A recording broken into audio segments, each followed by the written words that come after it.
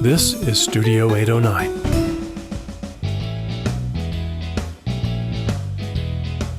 Hi, everybody. Welcome to the Outdoors Hiking Bob podcast. I am your host, Hiking Bob Falcone. You can find me on my website at hikingbob.com, which has links to my social media, my other podcast, my photography website. You can email me from there. There's a link to do that. You can sign up for my newsletters. Always like to hear suggestions, thoughts, ideas, anything you would like to discuss, or maybe a potential subject. Send me an email and let me know, and we'll see what we can do to make it happen. And all that is available at hikingbob.com. And you can also help support this podcast at Patreon, patreon.com/hikingbob, and help support this podcast and help the other Patreon users or supporters help pay the bills and keep this podcast alive. Joining me today, and we're on Zoom today because just things, is my co-host Wild Westendorf. Hey, Kevin. Hey everyone, it's Kevin Wild Westendorf here, and you can find me on social media on Facebook and Instagram at Wild Westendorf, and my website, which is wildwestendorf.wordpress.com. Awesome.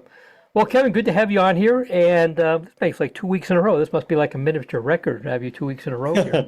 Yeah. We've had so many interviews. We have many more coming too, so there's going to be some more interviews coming up. I think people will find that some pretty interesting stuff coming up. Just real quick, the weather is interesting. We're recording this on Monday, and it's weird weather. I mean, it was cold over the weekend, cold and just crappy over the weekend, and today's nice and sunny. And Tuesday's supposed to be nice and sunny, and I can't do anything because I'm having a new roof put on my house, so I got to be home all day, and the roofers are going to come and rip off the roof and put on a new one, and it's supposed to be like sunny and 70 degrees, which is great weather for roofing. I'm happy for the roofing guys who'll be out here doing that. Guys and maybe gals, I don't know. I have no idea. I'll know when they show up. But all that's happening. But here's the thing, Kevin. You and I were talking about this before the podcast. This is not the first time this has happened to me. So me and Cole are up in the north section of Blodgett open space, and we're circling around the trails that go up and behind the water tank. People know where that is, that water tank that's way up there in the corner. And we get up there, and all of a sudden the sky turns dark, and down comes the rain and hail.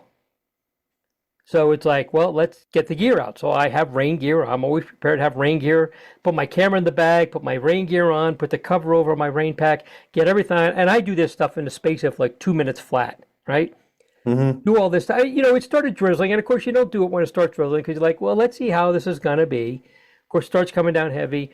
No sooner than I get this stuff on, Cole and I walk about 100 feet. The rain stops, the sun comes out, and it's done raining. Of and course. It's like now I'm wearing this rain gear, which of course doesn't breathe because what good would be rain gear if it it wasn't airtight. Anyway. This happens all the time. Kevin, I'm sure you probably had this happen to you. It is aggravating beyond. If you're going to rain, I want it to rain long enough to make it worthwhile that I had to put that gear on, or don't rain at all. And I actually remember a hike we did. Oh, this must have been back in 2015 or 2016, so years ago. In Garden of the Gods, I think. And I remember it started pouring rain, and I was not prepared like I would be now, because at that time I was still a baby hiker, and and I remember having to crouch underneath a tree and just wait for it to pass, and it sucked. It's just amazing how fast these things blow over.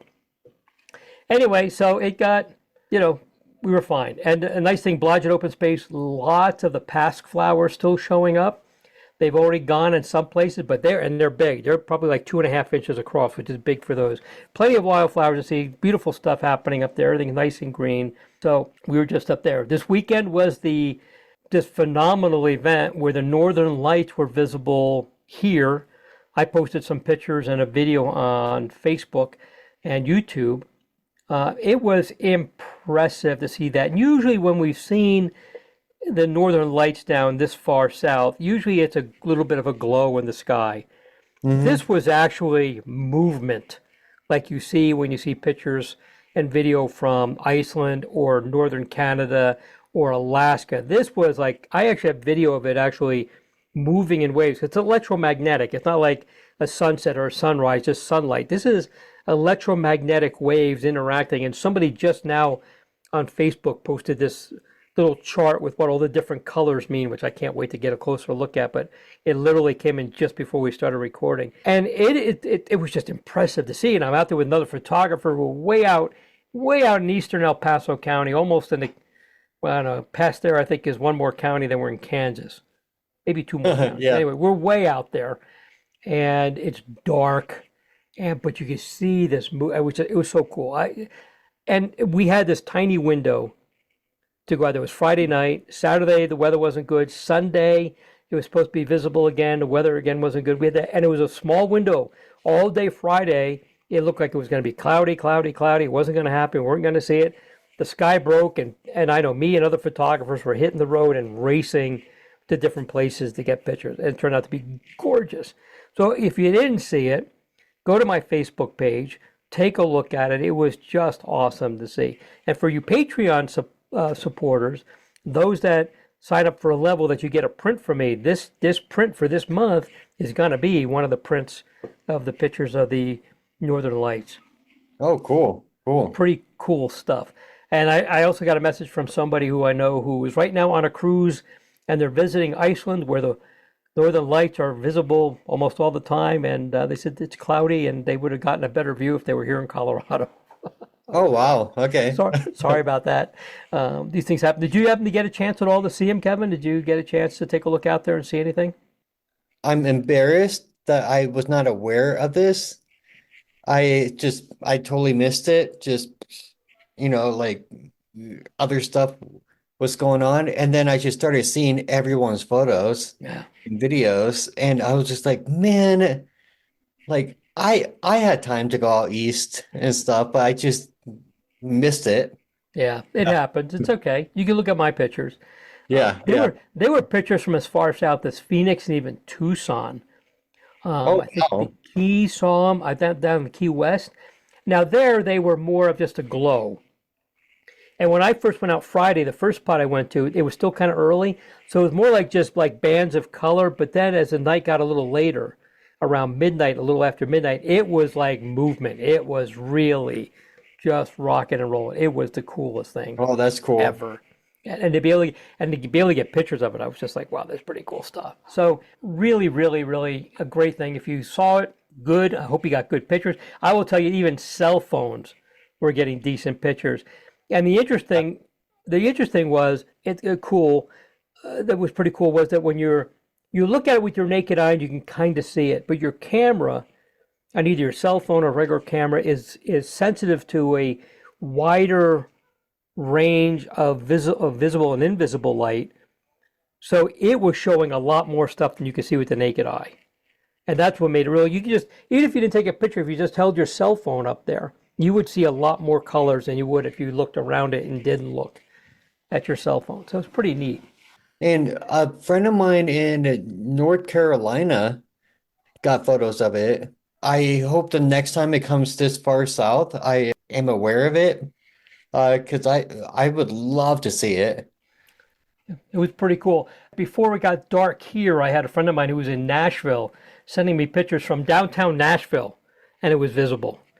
Just these bands of color and stuff like that. And I'm like, well, it's coming. So, it was lucky. So anyway, may have been a once in a lifetime event. Maybe for me, I'm old. So maybe the only time in my lifetime. You've got time. You've got 30 years on me, 30 more years to go before I do. So you might get a chance to see it, but it was pretty cool stuff. So I hope everybody got to see it. If not, like I said, check my Instagram feed. I posted some pictures on there too.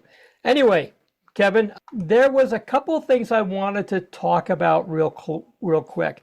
Last week, we talked a lot about the timed entry and the shuttle system on Pikes Peak.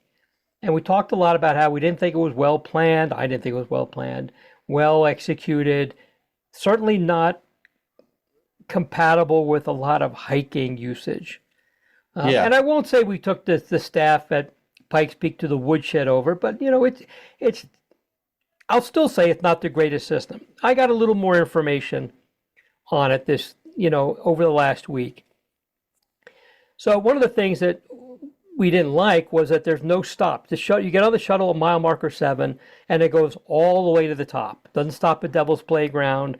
Doesn't stop at a number of different places where they're trailheads, which doesn't make it very good for hikers. Well, I found out a couple of things. Number one is apparently when they went to their provider for the shuttle before they, as they were working up the contract, my understanding is, asked them for a proposal that would include stops for the hiking trails. And they did not return a proposal that included that. Okay. So the management recognizes, I knew they would, the management recognized that people are not going to want to go from point A to point B without stopping at places in the middle. Apparently they asked the provider for a proposal that included that. They did not come back with one that included that. They're trying to figure that part out. The other question that came up, and I saw a lot of questions, is how come we can't park at Devil's Playground, which people know that's quite a ways up above tree line, and that's where when the Summit House was being built, people could drive to Devil's Playground. Oh, yeah. If you remember that, and take the shuttle, just a short, maybe 10-minute drive to the summit, drive back, get in your car, and that allowed you to stop at like Glen Cove and Elk Park and all these other places. Well, apparently, and remember, and let's not forget, Pikes Peak is federal property. It is owned by the U.S. Forest Service. The city, through the Pikes Peak America's Mountain, has a contract to operate the highway and the picnic areas, and basically, X amount of feet on either side of a line that goes up the middle of the highway.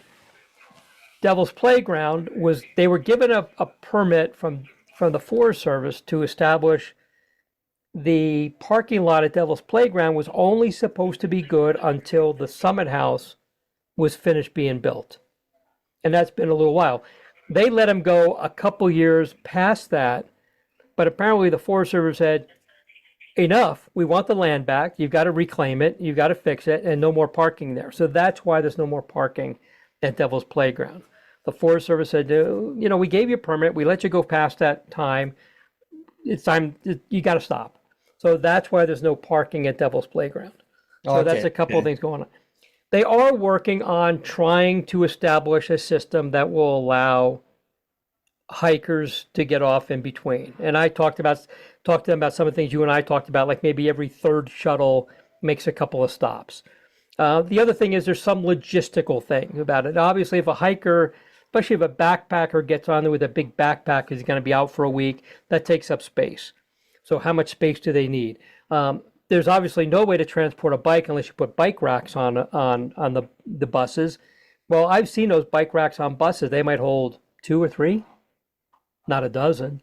So how do you manage that? And I think we kind of recognize that there are some logistical things to deal with on this, recognizing that. So they are trying to figure out a way to do this, because this is going to be a couple of years while things are going on up there. North Slope Recreation Area is going to be mostly closed. A number of things going on with it. Anyway, that's the scoop as I understand it. One of the things they did tell me was they highly recommend, if you're a local and you go up to Pikes Peak a lot, is to get a yearly pass for Pikes Peak. And what that does is get you up there. You still have to make a reservation, but you don't have to pay the fee every time. And after a couple of visits, it's like getting a state parks pass. After a couple of visits, it pays for itself. Yeah. And the other thing is, I believe that they have said, and you can double check this for me, but I believe they have said that there's a $2 fee for the shuttle, but if you have the elite pass, you don't necessarily have to pay that shuttle fee. So there's a couple of things there. So they're trying to work with A, the local people, and B, with hikers and recreational users, but there are some limitations, mostly due to, from what I understand, the contractor who's going to be operating the bus. And by the way, the contractor's not the Broadmoor. For those people who want to blame the Broadmoor for everything. They're not the contractor. So anyway, so that's the way I understand it, Kevin. So they're not, and you know what, to be honest with you, I know that they're not completely tone deaf to these things, which is why I think I was so surprised that this wasn't very compatible with outdoor rec. It's like, these people know about all the hiking and camping and backpacking that happens on Pikes Peak. So what happened there? That's kind of what happened. I'll see if I can get more information as we go along. Maybe even get somebody on the podcast to come and talk about it a little bit and go into a little more detail and get all the facts straight. So that's the scoop there. Hopefully this gets better. Maybe they come up with an in-between thing later this year. I don't know if they're going to be able to do that. But at the very least, maybe we can hope that next year it's a little bit better or more hiker compatible system. Maybe they have an early one, super early in the morning, maybe on weekends when there's obviously more people going up there early in the morning, something like that. But they recognize that this is not the best plan for hikers. And it's important for us to recognize that this is for the 99% of people, 95% of people who just want to go. They're tourists, they're visitors, they want to go to summit of Pikes Peak. Ooh and ah over it, which it's worth oohing and ahhing over it. We've been up there. It's beautiful up there. Get a couple of those great Pikes Peak donuts that you and I have talked about, and then come back down. And they don't necessarily want to drive. And Kevin, it's not a fun drive if you're afraid of heights. This is not the drive for you, especially above tree line where there's no guardrails and it's a long drop to the bottom. This is obviously a perfect thing for those users. And it's probably good for 99% of the people who visit there. But for the people who want to do something else, it's not the best system, but they recognize that they need to do some work on it. So let's cut them a little bit of slack and recognize that they're not blind to the issues that are coming up there. And I knew that would be the case where they would recognize that, because I can't think of any specific places, but I feel like that's happened in the last few years with the national parks and stuff, where land managers propose a plan and it turns out like, okay, no, we could do this in a different way, in a better way, and things change. Except the National Park Service takes it's like a ship turning. It takes forever for them to do it.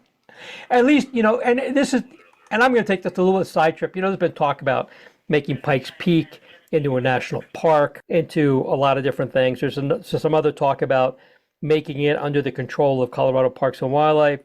I'm on the fence with that. But imagine if this was a actual National Park Service site, as opposed to being a national forest and the highway being operated by the city, how long it would take things to change. The city has the ability to change things a whole lot quicker than anything the federal government has. The time to have made Pikes Peak into a national park was 100 years ago. It's too far. Too many people involved, too many fingers in the soup, too many government agencies involved now to try and make that happen. Plus, I cannot imagine a big fence going up around it or something, and you got to pay a $40 fee to get up there. It's expensive enough as it is. It's an enterprise. It has to pay for itself. Think of how much it would cost if it was a national park and the rules that would apply. And I love our national parks. I'm just glad that peak that we look out our window and see towering over the city is not one of those. Yeah, same here. I love the national park system. I think it's one of the best things our country has ever done. If I remember right, we were the first one to establish them, and so that's helped create or inspire national parks around the world. It's just the best thing we've done, I think, but there are limitations to it. And I think establishing Pikes Peak as one would be a terrible idea. Oh, yeah. And I think it's okay to think that just by loving the parks system. I can't think of anything right now, but like I'm sure there's a lot of other places where they've talked about establishing a certain area as a national park, and it would be a bad idea. Well, there's a big battle going on over on the other side of Colorado for a proposed national monument, and unfortunately, gotten pretty ugly. And people are like, there's a proposal out that's not even. They're blaming, and I'm not going to get political here, but it's just a matter of here's where misinformation comes in. They're blaming the Biden administration, the president's administration, for proposing this and wanting to take land away. In reality, they're not doing anything. A group of citizens and groups have petitioned the president because he can do it under the Antiquities Act, declared a national monument. They've not taken any stand on it. But of course, in this political atmosphere, it's all his fault. And again, I'm not being political, I'm not taking sides. The misinformation is and which is all about misinformation. The misinformation is that the administration is wanting to do this, when in reality that's not the case at all. Now, they may or may not take action. They may or may not declare it a national monument. They may or may not declare all the proposal as a national monument. They can do anything. They may just say, no, we don't want to do this. It's a bad idea. Yeah, we want to do it, or maybe just a little piece of it, whatever. But the reality of it is that the administration is not the one initiating this. So it's just, again, I'm not taking sides. It's just like, come on. I get being opposed to it. I'm okay with that. People are opposed to it for a lot of reasons. I see being in favor of it for a lot of different reasons. But if you're going to blame people, at the very least, blame the right people. You know who your enemy is, and that's not it. So. And I remember a lot of that happened with Bears Ear. Bears Ears, yeah, in Utah. Yeah. And Escalante, I think, was the other one. That was done by the Clinton administration. Yeah, and there was a lot of both sides, and then just blaming the administration first, Right. instead of being like, okay, no, what actually happened? And I get it, because I heard a lot of arguments from farmers and ranchers and landowners who didn't like it, but I also heard from everyone else who did want it. Right. And so, yeah, it's a balancing act. Right. So blame. I mean, I get being upset. Blame the right people, though. If you're gonna, know who your enemy is, and this is the case of people just not knowing who their enemy is. So anyway, so that's the scoop with Pikes Peak. Hopefully, well, it'll get better. I know the people there. They want to do the right thing. I think they're going to do the right thing. Sometimes their hands are tied by who they can get to do it for them. The city does not own the buses and stuff. They have to hire a contractor.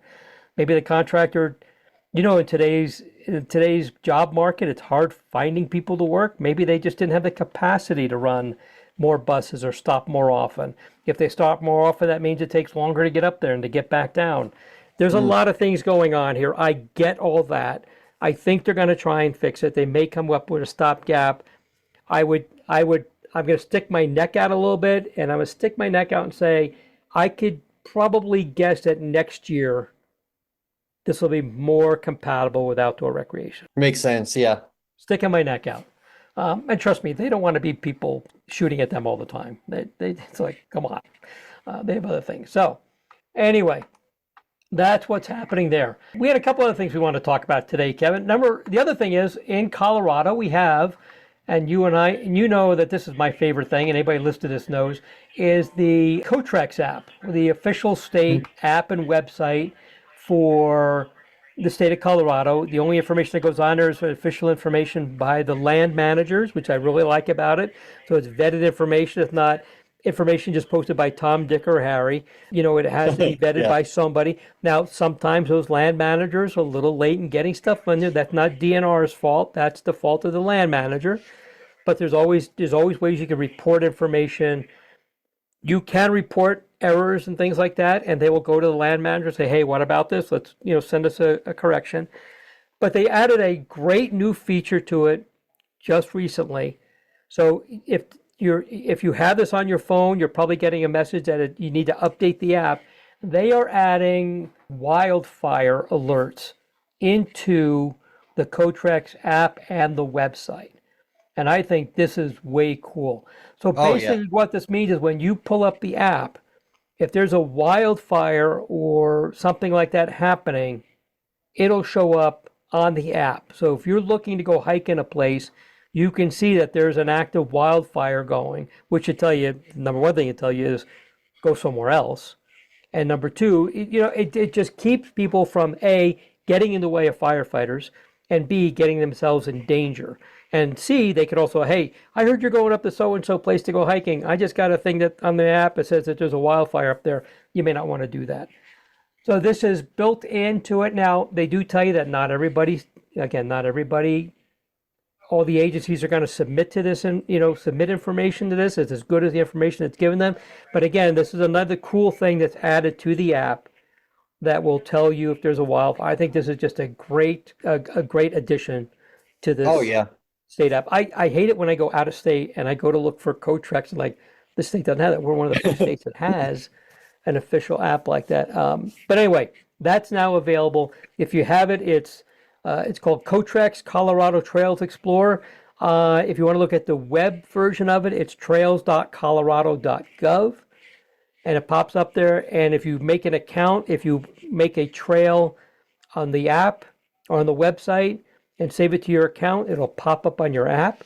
So I do that a lot. I create routes that I want to hike or I want to share with somebody. It pops up on the app. It's just really cool. So all of that stuff is available. This is a pretty neat thing. This is going into effect, I think, immediately. I know I got an email today saying download Cotrex if you don't already have it. As you know, Kevin, I was one of the first people to see it and to get my hands on it. But I know, pretty cool. What do you think? I mean, take that, all trails, which I know people Yeah. roll Oh, their eyes because they know I hate all trails. But because I have had two experiences with wildfires. Will never forget when I was hiking in the Brainerd Lakes area, mhm. which is beautiful. Uh, what I really like is I feel like those are or the second lake is an alpine lake experience that is family friendly, because it's fairly flat. But I was attempting to do this big loop, and I remember getting there, and I hiked all the way up to this ridge. I'm 12,000 feet maybe, and I see a wildfire that was in Rocky Mountain, and I like just the smoke moved into the area, and it's just like it's a long drive out there too. And so it would have been nice to have some awareness of wildfires, and maybe I could have done better about going online to look at various news websites and stuff, but it would have been nice to know like there's a wildfire in the area and not waste all that time to get out there and hike up there, get to that ridge. Uh, because yeah, if I had known, I would have gone somewhere else. And I remember my second experience. Well, no, this was actually my first one. This was back in 2016 or 17. I was hiking in on Raspberry Mountain outside of Divide. And I remember on my way down, like I got to the top and I could see smoke in the distance. But on my way down, the smoke got incredibly thick, and it was scary because I just didn't know, like, am I gonna walk down to my car and it's on fire? I couldn't tell where the smoke was from. Um, and I remember getting back to my car and I was so relieved. And then getting back into Woodland Park, and I found out that it was due to a wildfire in Salida that had spread this far east because of the wind. And it started that morning, I think, or the night before maybe. But yeah, it'd just be nice to be able to have, and I know a lot of this is like you need cell coverage for it and stuff, but it would be nice to just maybe get a heads up or alert or something while you're on the way to something, especially the Brainerd Lake experience. That was scary because I was already so far up on the trail, and I was glad I could see it far enough away to be like, okay, I've got enough time to get back down and leave. But yeah, it should be really, really nice to have. Yeah, I think it's a great feature, and I'm guessing, just guessing. I don't have any inside information. I'm guessing that now they have this, we will probably see some other alerting features be able to pop up in there, like maybe thunderstorm warnings or something Mm. like that. Maybe I don't know, but if they got this kind of technology in there, it's not hard to think that other kind of technology can be imported into that. But everybody has weather apps on their phone, usually, pretty much. But having this wildfire data, and like in the case of you were talking about on Raspberry Mountain, you might know that the fire's not near you, but you're getting smoke. You could probably pull it up and see where the fire is. Like, oh, well, the fire is out in Salida. It's the nearest reported fire, and the wind's blowing this direction. That's where that is. So it could work in a couple of different ways. So I'm pretty excited about it. Kudos to our friends at DNR and Colorado Parks and Wildlife for for coming up with that. I think that's a really nice feature to have in there. This reminds me of, and I know this is not a cost efficient option for a lot of folks because Cotrex is free, but because you mentioned the thunderstorm thing, it reminded me of how I was on a hike with friends and they had a Garmin InReach, which you have to have a subscription to. It's a monthly thing. You can there's different tiers, so you can pay the $10 or whatever. I could be totally wrong about the price. To do a few texts while you're on the trail via satellite. But you can also look up the weather. Hmm. Because there was a time when we were on the trail to Lake St. Kevin, actually, and we could hear thunder, Come on, Kevin, you're making that up. right? Yeah. And so we could hear thunder and we're like, okay, should we turn back now? Do we have enough time to kind of chill at the lake? Because we had just gotten to the lake and it is a workout of a hike. So we're like, we don't want to waste this, which I'm saying, regardless of how hard of a hike it is, it's better to be safe than sorry, obviously. Absolutely, absolutely. But yeah, we had just gotten to this lake and it was such a long drive out there. It's a long hike and we hear this thunder and my friend was just like, "Oh yeah." So he looks up on his Garmin InReach and could get the weather report in that area and could see like where the clouds are and stuff. And so we were able to see that the storm was far enough away that we felt safe to take like a 20-minute half-hour break at the lake to have our lunch and just relax before we came back instead of like, oh, we hear thunder, we got to go back now. Right. So It helps you make better decisions, yeah, more yeah, informed decisions. yeah, because there's been times where I've turned back on trails because I've heard thunder and stuff, and I just didn't know how close it was. If that's an option for you, the Garmin InReach is great. I thought it was a fantastic tool to have, just like any hike should have. It's a certain amount of tools, and that's what the Garmin was. It's not a dedicated GPS device like there No, are other. it's an emergency beacon. Yeah, yeah, yeah. It doesn't replace your other equipment. It's a separate piece of equipment. It's an emergency beacon. I carry one that doesn't have that capability, but I also don't have to pay a subscription. We've talked a lot about that on here, about the pros and cons of both types. The ones you pay subscription for, they have more features. The ones that me, I want to hit a button to tell people to come get me, and I don't want to have to worry about subscriptions. There are pros and cons to both. The important thing is to have one. Yeah, and I actually just realized the emergency locator beacon that I have, it has a 3-year battery life, and I've never used it. So I need to look into see if I need to get that replaced or get a new one or what. Only I three think years. there's the warranty. Usually they're 5 to 7 years. Okay. I gotta check on that because I remember having a 3-year one, and I realized the other day I was just like, oh yeah, I should update that, or because I think I can send it in to get the battery replaced Right. instead of buying a new one, which Oh, you don't want to buy a new one. I had to send mine in last year for its 5 year okay. battery replacement, and it ran me about $120. But they put in a new battery, and I didn't send it to the manufacturer. I sent it to an authorized repair place, a marine electronic shop down in Florida. Did it for me. I did a little Google searching. New battery, factory battery put in it, and they did a complete system check on it, make sure everything was certified and worked again. And I got a little, I found out how I could replace the battery myself, which I could have done, but they actually gave me a little piece of paper that says, we have checked the system out to be completely up to snuff, new battery, you're good for another 7 years or whatever it is, 5 or 7, I forget, and you're good to go. Most of the companies, if you activate it for an emergency, Yeah. a legit emergency, will replace the battery for free for you.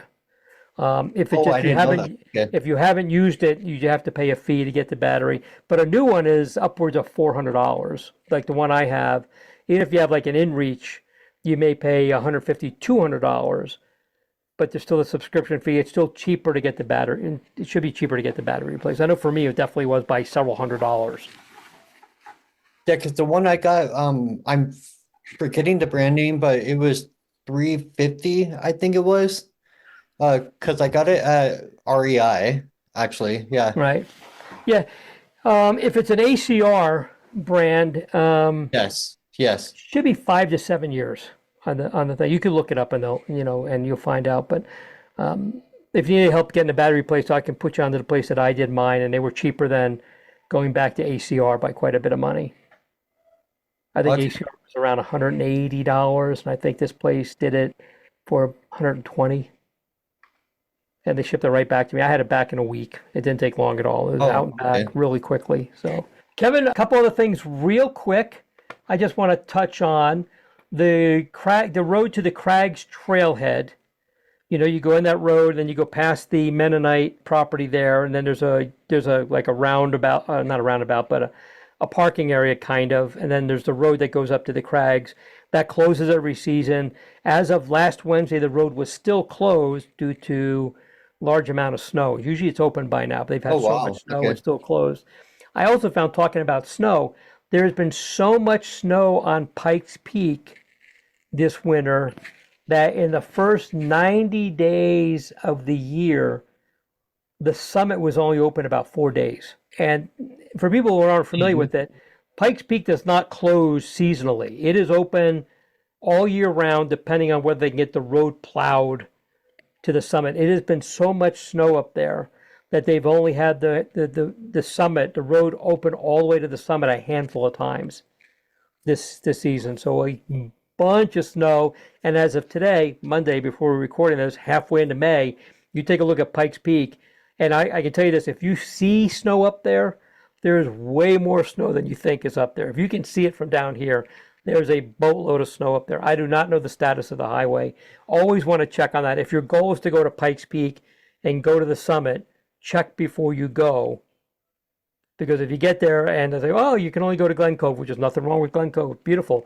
But if you want the summit experience, make sure it's open before you go up there. But it has been so much snow on the peak that it's only been open a handful of days this year, which is like astonishing Yeah, that and that's the case. I didn't know that, but the other day I was looking at Pikes Peak and I was thinking, man, it's May already and there's still so much snow up there. A lot of snow up there. Because A lot. I remember in years past by February or March, you start to see the snow like melt and give away. But to be almost mid-May and there's this much snow up there, it's crazy to me. Remember what we've been saying, this past weekend was Mother's Day, and you're not safe until Mother's Day at the earliest, and probably Memorial Day. So we still have a couple of weeks where weather can be a little iffy. Speaking of it, let's go back a little bit. We were talking about misinformation a little bit ago, and it's Kevin. The county has Fox Run Regional Park, beautiful little park. Hmm. Has a nice gazebo that's popular with weddings. They have a dog park there. Lots of nice trails. Cole and I went up there the other day, did a loop around there, around 3-ish miles. Had a nice hike. So the county has two nature centers at two of its parks, both of them on the south end of the county, one at Bear Creek and one a little further south at Fountain Creek. And even when I was on the Parks Board, which has been some years now, I was there when we had done some studies and decided that they should have a nature center at the northern part of the county. That's where a lot of the growth is. And we settled on Fox Run Park as being the location of a nature center.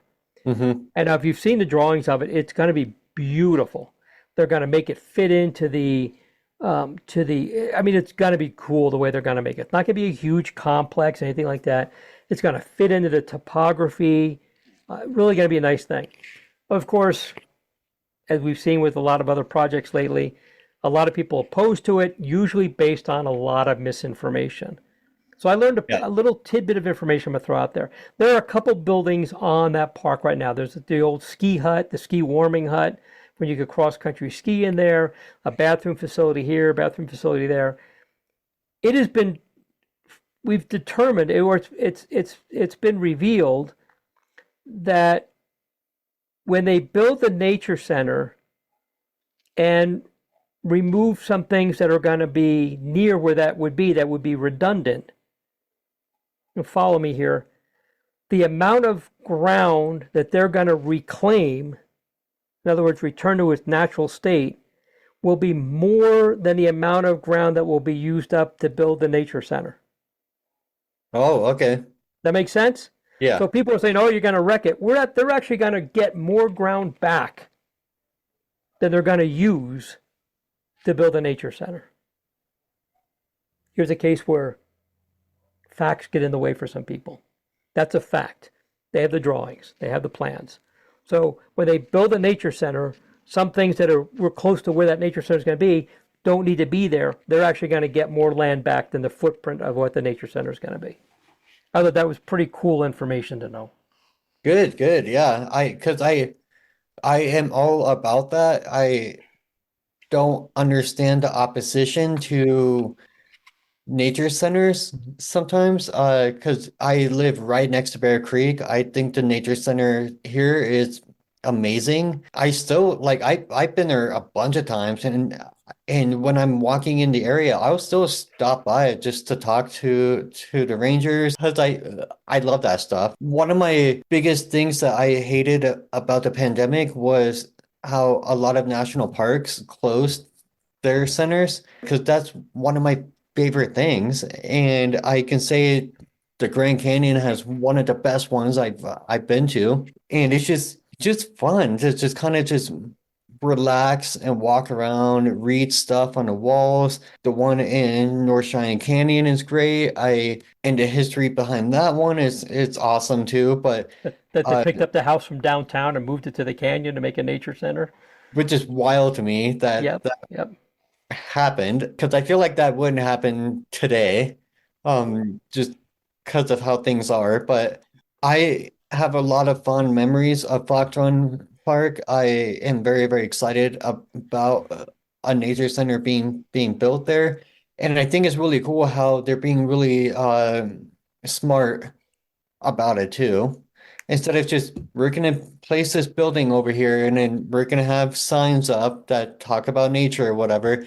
Like they're actually being very considerate, and I The, think that's great. the preliminary drawings I've seen is this building will blend in. It'll be gorgeous. And the people in the southern end of the county, or if you want to go to a program that the park, and I've done, photography programs for the parks. If you want to do something like that right now, you want to do in El Paso County, you have to, if you're in the northern end of the county, you got to drive all the way to the south end of the county. This is going to open up the opportunities to have that at the north end of the county. It also increases security because now you will have staff on hand all the time. People are saying they're going to bring in more traffic. Have you seen traffic at Fox Run Park? It's pretty crazy already. This is going to change that. I'm not going to go into all the absurdities of things that I'm hearing from people. Needless to say, and again, I'm not opposed to people saying, I'm a little concerned. Can you address this for me? We went through that just recently with the Blodgett open space where we addressed a lot of concerns. I'm not opposed to that. What I get upset about is when it's based on just blatant wrong information, and then when you correct it or explain to people this is actually the way it is, they still insist on just believing wrong information. So Yeah. this one little tidbit that I got last week, I just thought was just this one little piece that they're going to reclaim more land than the footprint of the new nature center will actually use. I think that is, and how smart is that of their architects and the leadership there to say, let's make this really be as unobtrusive as possible. I think it's just a great idea. I'm just, Oh yeah. I'm just excited about it. So I think it's pretty cool. Kevin, I think we ran out of topics to talk about. You got anything you wanted to bring up while we're here? No, I think I'm good. Let's see. I hope to have more updates about my health stuff next week. Hopefully by next week, maybe. But yeah. Well, we'll have next time we have you on. I have some interviews, so it might be a couple weeks before we have you on. But Oh, hopefully we can yeah. get an update from you. No worries, we'll have you update unless things go wrong. If Kevin's on here next week, something didn't go right. And I'm not saying Kevin's on here, things go bad. I'm just saying it's because something scheduled didn't happen or whatever. One last thing I want to bring up. People know I'm a photographer. I love taking pictures. I take great pictures, I think. I told somebody the other day I'm the greatest wildflower photographer that they've ever seen, and they gave me a look to tell me that they didn't agree, but they did say I take nice pictures. Anyway, I'm buying a new camera. It'll be here before this podcast goes up. So I'm selling one of my cameras. So for all you photography people out there who may be interested, I am going to be selling my Canon EOS R8. It's a year old. It will include the camera body, just the body, the shoulder, the neck strap it came with, battery charger, 5 official Canon batteries, not aftermarket batteries, 5 official Canon batteries, a custom-made mounting bracket for it to go on an L bracket to mount on a tripod, and a wireless remote control. That is aftermarket, not official. And a wireless remote control. The camera itself sells for about $1,500. Used, they're going about 12 online without all the extras. I'm going to sell it for $1,200 with all that stuff. And I should add this. It came with I bought with it a Canon Care Pack, which is a 4-year, not just an extended warranty, but it's like if you drop it and break it, they give you a new one. If you want to send it in for service twice a year, they do it for free. It's transferable, and there's 3 more years on it. That was like another $300 I paid for that. So that would include a transferable Canon official care pack to go with it. So all that stuff, I will sell it for $1,200. The only caveat is I'm not shipping it, so you have to be somebody local to Colorado Springs that I can deal with in person. If you're interested, drop me an email. All that information is attached to the show notes. So, and I don't have a shutter count. That's a big thing for people. I can get one. If you want to know how many pictures I've taken with it, I will tell you that's under 10,000 last time I looked. So it's not that many for a camera that's a year old. It's only a year old. It came out a year ago. So it's a pretty new camera. Any case, that's the scoop there. If you're interested in the camera and you want to play with it, no lenses included with it, just the camera. Because all the lenses are going to work with my existing cameras or my new camera. So any case, if you're interested, drop me a line.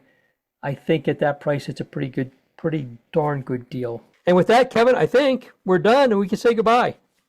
Yeah, I just want to say real quick, I have been on many, many hikes with Bob with his cameras. I know he takes care of them. I know some hikes have been very, very long because like he likes to get off trail and lay on his stomach and take the picture and then comes back later when the sunlight is different and it's great though. So yeah, I would definitely take up Bob on this.